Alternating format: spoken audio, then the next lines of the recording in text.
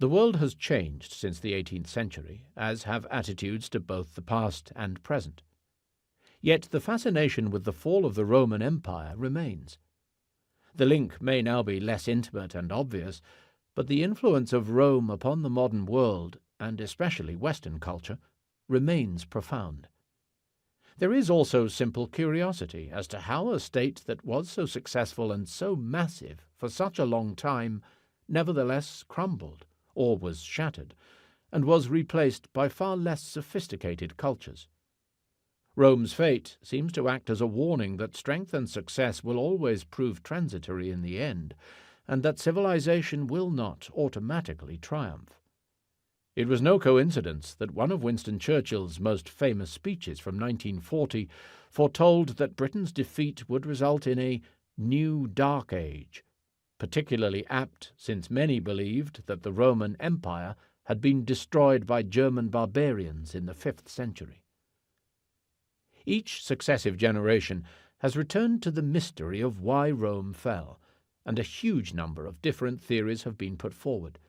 Not too long ago, one German scholar catalogued no fewer than 200.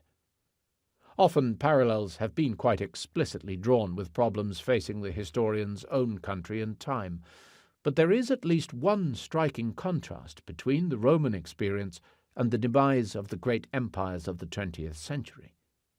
Powers like Britain and France were already in decline, exhausted by world wars and their economic consequences, but they also faced huge pressure for independence from their colonies.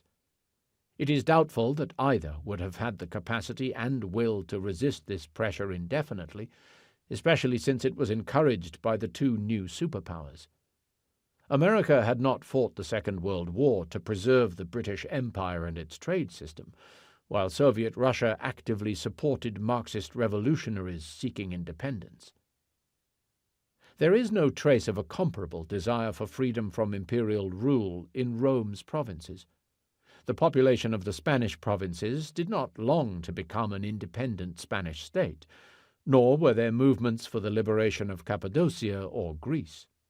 Quite simply, there were no equivalents in the Roman period of Gandhi or Nehru, Washington or Bolivar, Kenyatta or Mugabe.